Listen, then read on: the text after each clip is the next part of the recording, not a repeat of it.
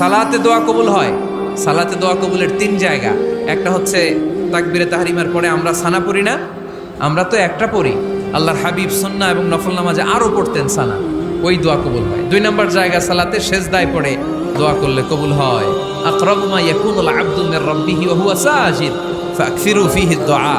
বান্দা যখন সেজদায় লুটিয়ে পড়ে, বান্দা আল্লাহর সবচেয়ে কাছে চলে যায়।